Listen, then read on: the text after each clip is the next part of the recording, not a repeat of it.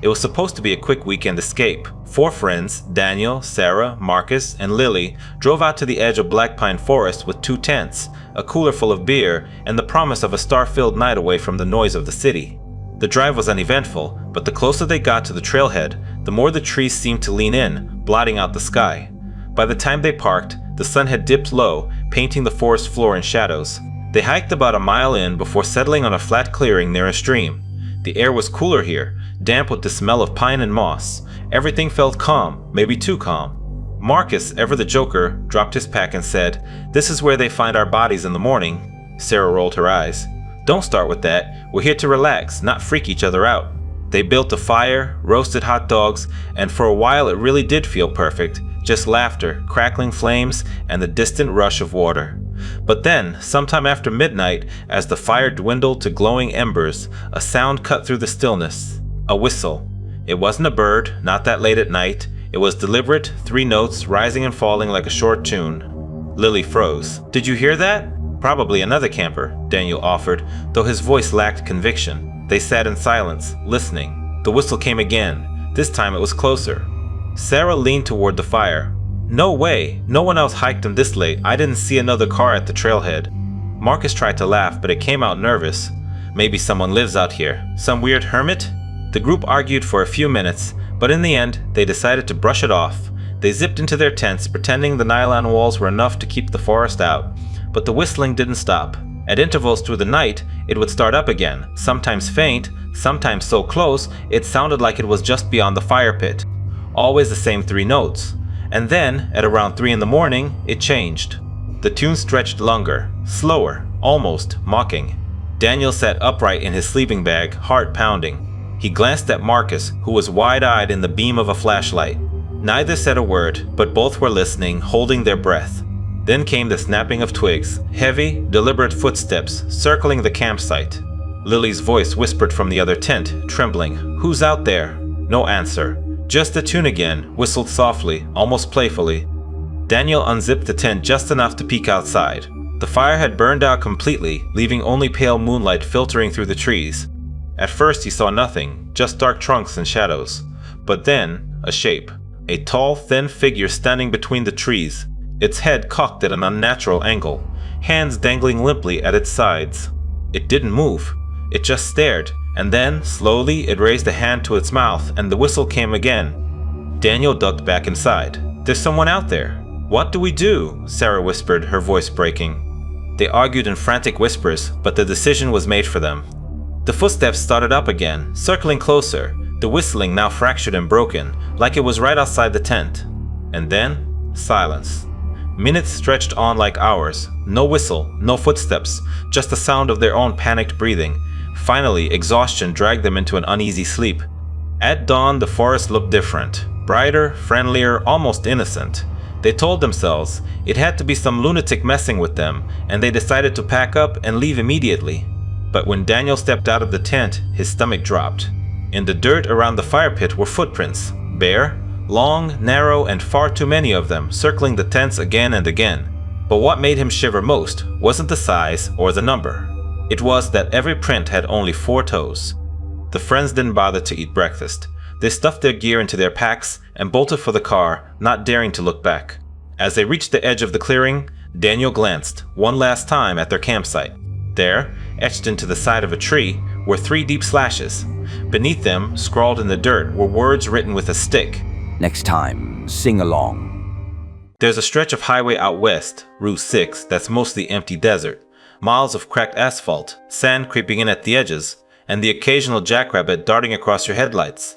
Truckers say it's cursed. Too many accidents, too many people who vanish without explanation. Last year, I was driving that road late at night. I'd been on the move for hours, just me, my car, and static-filled radio. My GPS showed no towns nearby, but around midnight, I saw a neon glow flickering in the distance. A diner. It looked like something out of the 1950s chrome siding, checkerboard windows, and a buzzing red sign that read EAT. The parking lot was empty, except for a single rusted pickup truck coated in dust. I almost drove past, but exhaustion won. I pulled in, killed the engine, and stepped out into the dry desert air. Inside, the diner smelled faintly of coffee and grease, though the air was still and stale, like no one had opened the door in years. The booths were cracked vinyl, the counter lined with spinning stools. A jukebox stood in the corner, silent. But the strangest thing was that it wasn't empty. A waitress stood behind the counter. She wore a faded pink uniform, her hair pinned in tight curls, lips painted red. She looked up as I entered and smiled, though her eyes seemed unfocused. "Sit anywhere you like," she said softly. Her voice was steady, but there was a faint echo to it, like it wasn't coming from her mouth, but from somewhere else in the room. I slid into a booth, my skin prickling. She moved toward me without sound. Her shoes didn't click on the tile, didn't make any noise at all. "Coffee?" she asked. I nodded, though my throat was dry. She poured from a pot that was already waiting on the counter. The coffee was pitch black, steaming, though I hadn't seen any machine running. When she set it down, I noticed her hand. The skin looked gray, rubbery, like it had been dipped in wax. I forced myself to take a sip. The coffee was ice cold. That's when the jukebox in the corner clicked on. No one touched it. A slow, warped tune filled the room. Something old, jazzy, but distorted, like it was playing underwater. The waitress turned her head toward the sound, her smile widening until it stretched too far, too thin. "You shouldn't be here," she whispered. The lights flickered. The neon outside buzzed louder, then went dark. I stood up, heart hammering, but when I turned toward the door, the booths weren't empty anymore. People sat there. Dozens of them, men in dusty hats, women in old-fashioned dresses, children with pale faces, all staring at me with wide, glassy eyes. None moved, none blinked. The waitress spoke again, but this time her voice was layered. One voice on top of another, dozens of voices overlapping. "You should have kept driving." I bolted. I shoved the door open, sprinted to my car, and didn't look back until I was miles down the highway. In my rearview mirror, the diner was gone. No neon, no building, no sign it had ever been there. Just empty desert under the moonlight. The next morning, I stopped at a gas station to fill up. I told the cashier what I'd seen. His face went pale. "There hasn't been a diner on Route 6 for 40 years, he said. "Burned down in a fire. Whole place went up overnight. Everyone inside, trapped." He stared at me for a long time, then asked quietly, "Did you drink the coffee?" I didn't answer. I just got back in my car and drove. But sometimes, late at night, when I'm alone, I swear I can taste it. Cold. Bitter. Like ashes. 2 summers ago, a group of college friends, Ethan, Rachel, Mike, and Julia, decided to spend a weekend in the mountains. They wanted a break from classes, from deadlines, from noise, just a quiet trip of hiking and camping under the stars. They found a remote trail, the kind where you lose cell service halfway up the road. After a long hike, they came to a clearing ringed by tall pines, perfect for setting up camp. The nearest town was 30 miles away. No other campsites, no signs of people, exactly what they wanted. That evening, after pitching tents and cooking dinner over the fire, they sat back, telling stories as the flames flickered. Everything felt peaceful, almost too peaceful. It was Julia who noticed it first. She was staring past the firelight when she suddenly went pale. "There's someone out there," she whispered. Everyone turned, but saw only darkness at the edge of the trees. The shadows between the trunks looked thick, almost solid. Mike laughed it off. "Probably a deer, or your imagination." But Julia shook her head. "No, it was a man. I swear he was standing right there." The group joked about it for a while, but as the night went on, the mood shifted. Every crack of a branch, every rustle of leaves made them flinch. Finally, Ethan said, "All right, enough ghost stories. Let's just get some sleep." They crawled into their tents, leaving the fire to smolder low. For a while, the forest was quiet. Then, sometime after midnight, Rachel woke to the sound of footsteps. Not an animal scurrying, not wind through the brush. Heavy, deliberate steps, moving just beyond the tree line. She held her breath, listening. The steps stopped. Then, slowly, a low whistle floated through the night. Just 3 notes, drawn out, off-key. Her heart pounded. She leaned over and whispered to Julia, who was half awake beside her, "Do you hear that?" Before Julia could respond, a voice came from the dark. "You're not supposed to be here." It was deep, rough, and it carried across the clearing as if the speaker stood just outside their tent. The girls froze. The others stirred awake as the voice came again, closer this time. "You need to leave." Ethan unzipped the tent a crack, shining his flashlight toward the trees. The beam cut through the shadows, but revealed nothing, just branches swaying gently. Then, for the briefest second, the light caught something, a figure. Tall, thin, standing motionless between 2 pines. Its face was pale, but the eyes reflected red like an animal's. Ethan cursed and zipped the tent shut. "There's someone out there." The group huddled together, whispering frantic plans. Should they run? Should they wait until morning? That's when the whistling started again. louder this time, circling the camp. Every few minutes it would stop, replaced by that same voice. Sometimes it came from the left, sometimes from behind them, always the same words. You need to leave. Hours crawled by, the four of them clutching each other in the dark. None dared to step outside. Finally, the first light of dawn seeped into the clearing. With trembling hands, they packed their gear in silence. As they left, Rachel glanced back one last time. At the edge of the clearing, right where the trees began, stood the man. He was tall, impossibly tall, his head nearly level with the lowest branches.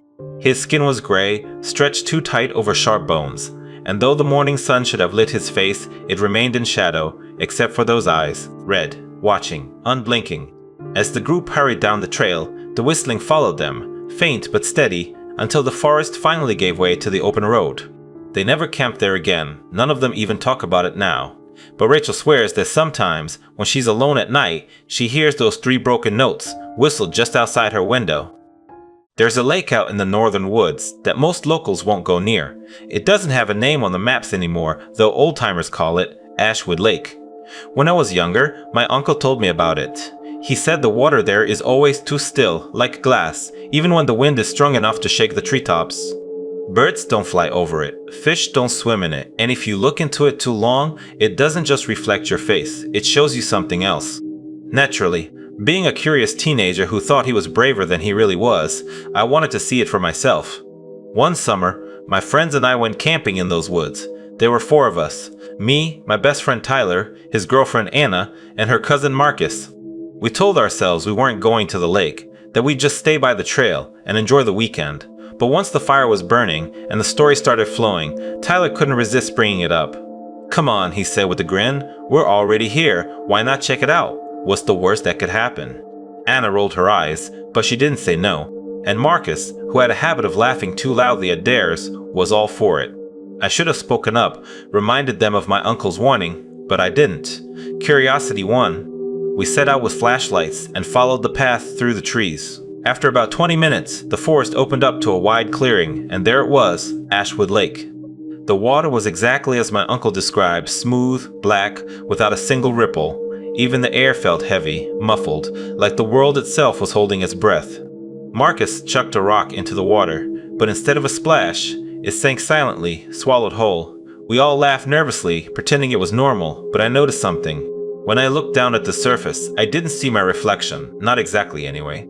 The face staring back at me looked like mine, but its eyes were sunken, hollow, the skin pale and bloated, as though it had been underwater far too long. I jerked back, nearly dropping my flashlight. "We shouldn't be here." Tyler laughed, but it sounded forced. "It's just your imagination. Look, I'll prove it." He knelt by the shore and leaned close. "See? It's fine." But then he froze. "What?" Anna asked, stepping forward. Tyler didn't answer. He was locked onto his reflection, eyes wide. Slowly, his lips parted, and a faint whisper drifted across the water. It wasn't his voice.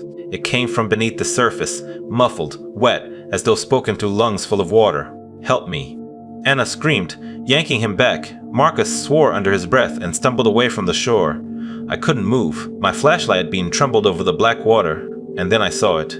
Hands. Pale, bloated hands pressed against the underside of the surface, pushing up as though trying to break through. One set of hands became 2, then 3, then dozens. Pressing, scraping. The glassy surface never broke, but the lake bulged, like something alive beneath a thin sheet of ice. We ran. None of us spoke. None of us looked back until we reached camp. That night, none of us slept. Every gust of wind sounded like whispers through water. Every shadow stretched too long. By morning, we were ready to leave. We packed up quickly, but when Tyler went to grab his pack, he stopped. It was soaked, dripping wet, as though it had been pulled from the bottom of the lake. He swore he hadn't gone near the water after Anna pulled him away. None of us had, but the bag was heavy with water, reeking of algae and rot. And tucked inside, at the very bottom, was something none of us will ever forget. A shirt. Not Tyler's, not any of ours. It was an old flannel, torn and slimy, the kind you'd expect to find on someone who'd been missing for a very long time. That was the last time any of us went camping together. Tyler doesn't talk about it anymore. None of us do. But every so often, when I drive past those woods, I think about the lake, about the hands, the whispers, the way the water bulged but never broke. And I wonder how many people are down there, still waiting. When I was 17, my cousin Jonah invited me to spend a weekend at his family's property in northern Arizona. His parents owned a ranch just off the reservation, a stretch of land dotted with red cliffs, dry brush, and miles of open desert. That first night, Jonah suggested we camp out. Instead of sleeping in the house, the stars are better out here, he said. We grabbed our sleeping bags and headed a short way into the desert, far enough from the porch light to be swallowed in darkness. The air was still, and the only sounds were the chirp of crickets and the occasional cry of a coyote echoing across the canyons. We sat around a small fire talking, laughing, doing what teenagers do. But then Jonah grew quiet. He was staring into the flames, his face tense. "Whatever you hear tonight," he said, "don't answer it, don't call back, even if it sounds like me."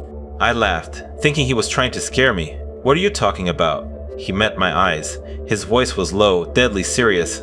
"Skinwalkers. They like to mimic people. They'll use your voice, or mine, but don't answer them ever." I swallowed my joke, unsettled by the tone in his voice. We eventually lay down in our sleeping bags, the fire burning low. I tried to keep my eyes on the stars, but the back of my neck tingled. I couldn't shake the feeling that something was watching us from beyond the circle of light. Sometime after midnight, I woke to the sound of footsteps, slow, dragging, moving through the gravel and dirt. I thought it was Jonah going to the bathroom, until I turned my head and saw him, still asleep, the rise and fall of his chest steady. The footsteps circled us once, then stopped. "Hey." The voice was Jonah's, clear as day, but it wasn't coming from next to me. It was coming from the darkness. My mouth went dry. I glanced at the real Jonah, still asleep, unaware. The voice came again, sharper this time. "Hey, get up." Every instinct in me screamed to answer, to tell him to shut up, to ask what the hell he was doing. But I remembered his warning. "Don't answer." I pulled the sleeping bag tighter around me and forced my eyes shut. The footsteps came closer. Gravel crunched just a few feet away. I could feel someone standing over me, the weight of their presence heavy in the air. Then, slowly, the voice changed. "Help me," it whispered, cracked and broken, like an old recording. "It's cold out here." It wasn't Jonah's voice anymore. I wanted to scream, to bolt for the house, but my body refused to move. My chest heaved with shallow breaths as the thing lingered over me. Finally, after what felt like hours, the sound of footsteps retreated into the desert. At dawn, I told Jonah everything. He didn't look surprised. "Skinwalkers don't come close unless they're curious," he said. "You're lucky it only wanted to play." I thought that was the end of it, but that night, back in the house, I woke again, this time to scratching at the bedroom window. At first it was faint, like the brush of a branch, but then it grew louder, harsher, claws dragging across glass. Jonah's voice came from outside. "Let me in, the door's locked." I sat up in bed, frozen. Jonah was right there in the other bed, snoring. The scratching stopped. The silence that followed was worse. I thought maybe it had gone, but then, from just outside the window, inches from the glass, I heard it. A whisper, low and guttural, twisting Jonah's voice into something wrong. Your skin will be mine. The window rattled, once hard enough to shake the frame, then silence. I didn't sleep the rest of that night, and I never went camping on that land again.